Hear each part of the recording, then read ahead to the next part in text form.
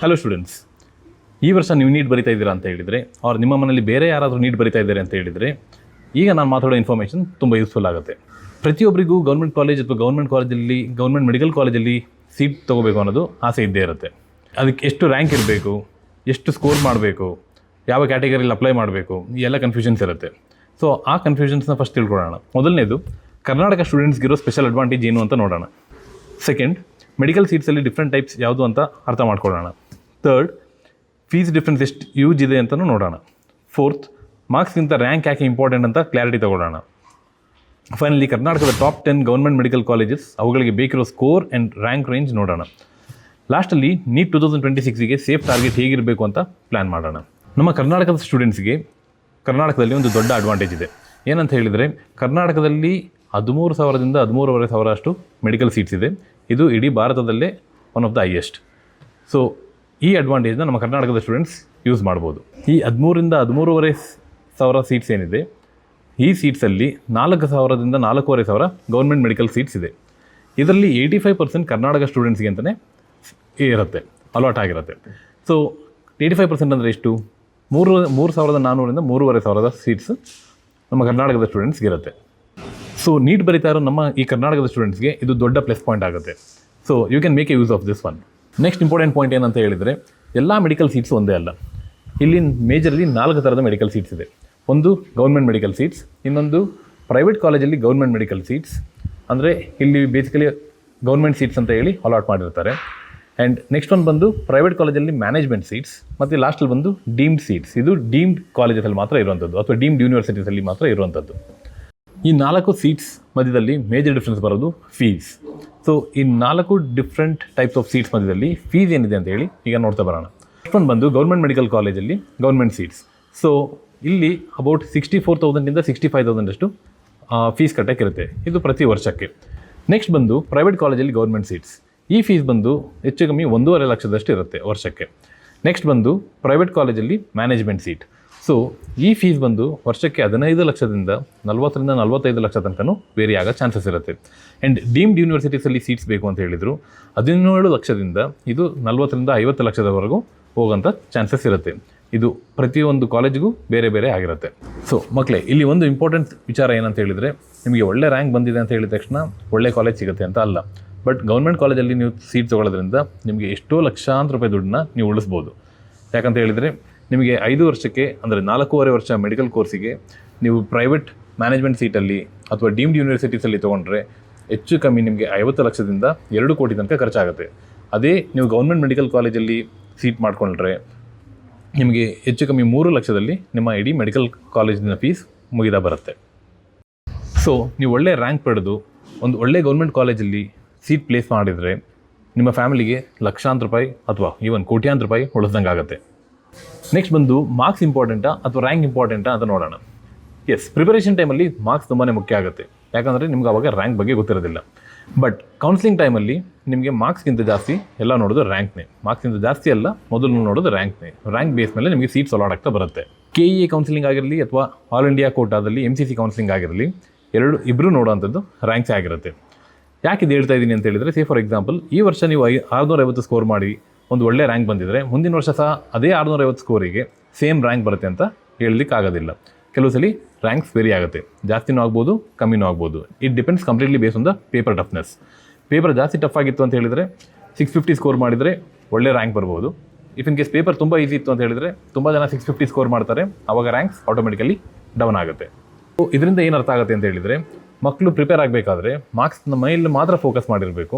And ಒಂದ್ಸಲ prepare ಆದಮೇಲೆ ಅವ್ರದ್ದು ಫೈನಲ್ ಟಾರ್ಗೆಟ್ ಬಂದು ಆಲ್ವೇಸ್ ರ್ಯಾಂಕ್ ಆಗಿರಬೇಕು. ಓಕೆ, ಇವಾಗ ಮೇನ್ ಟಾಪಿಕಿಗೆ ಬರೋಣ.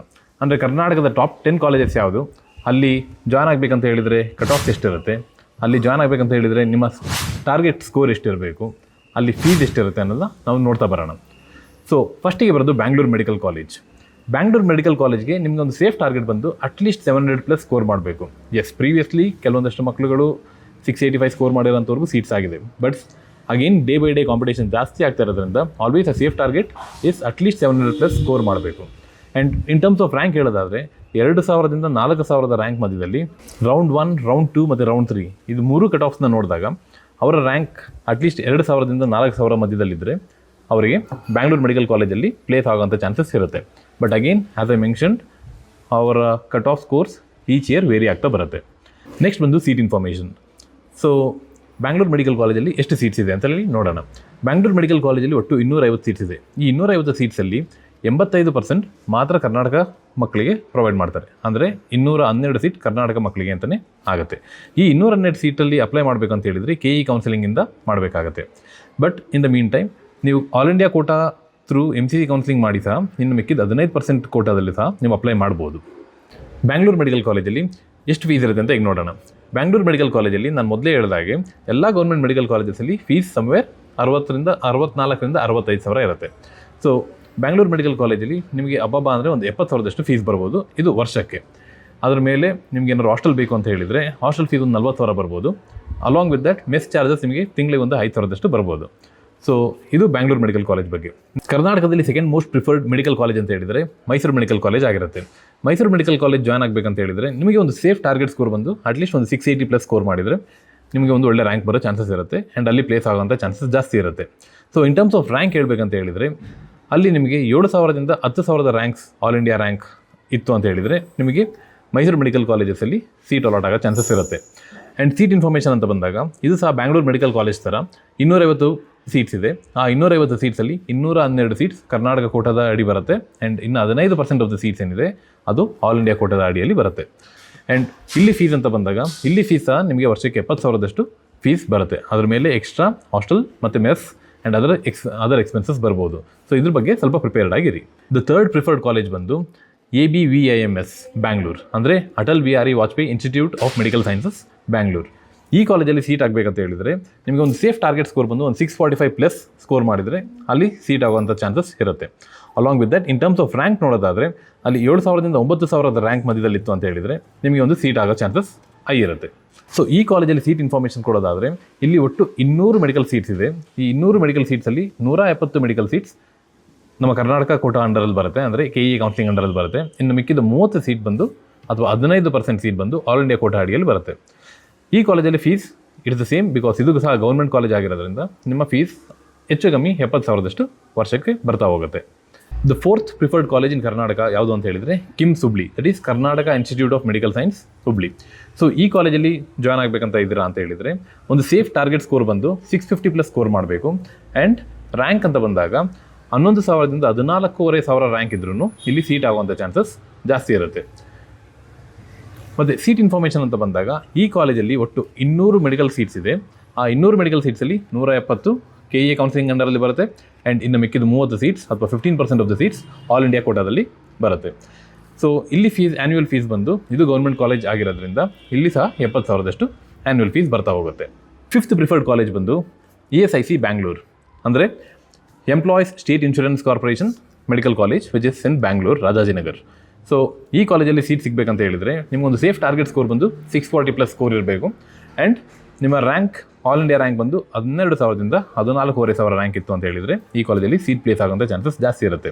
ಆ್ಯಂಡ್ ಸೀಟ್ ಇನ್ಫಾರ್ಮೇಷನ್ ಅಂತ ಬಂದಾಗ ಇಲ್ಲಿ ಒಟ್ಟು 150 ಸೀಟ್ಸ್ ಇದೆ. ಈ 150 ಸೀಟ್ಸಲ್ಲಿ 127 ಸೀಟ್ಸ್ ನಮ್ಮ KE ಕೌನ್ಸಿಲಿಂಗ್ ಅಡಿಯಲ್ಲಿ ಬರುತ್ತೆ. ಇನ್ನು ಮಿಕ್ಕಿದ 23 ಸೀಟ್ಸ್ ಆಲ್ ಇಂಡಿಯಾ ಕೌನ್ಸಿಲಿಂಗಲ್ಲಿ ಬರುತ್ತೆ. ಬಟ್ ಇಲ್ಲಿ ಇಂಪಾರ್ಟೆಂಟ್ ವಿಚಾರ ಇನ್ನೊಂದು ಏನು ನೋಡಬೇಕಂತ ಹೇಳಿದರೆ ಇದು ಈವನ್ ಗೌರ್ಮೆಂಟ್ ಅಂಡರಲ್ಲಿ ಇರುವಂಥ ಸಂಸ್ಥೆ ಆಗಿದ್ರು ಇಲ್ಲಿ ಫೀಸ್ ಬಂದು ನಿಮಗೆ ವರ್ಷಕ್ಕೆ 1,10,000 ಅಪ್ರಾಕ್ಸಿಮೇಟ್ಲಿ ಬರ್ಬೋದು. ಸಿಕ್ಸ್ತ್ ಮೋಸ್ಟ್ ಪ್ರಿಫರ್ಡ್ ಕಾಲೇಜ್ ಬಂದು VIMS ಬಳ್ಳಾರಿ, ಅಂದರೆ Vijayanagara institute of medical science Ballari.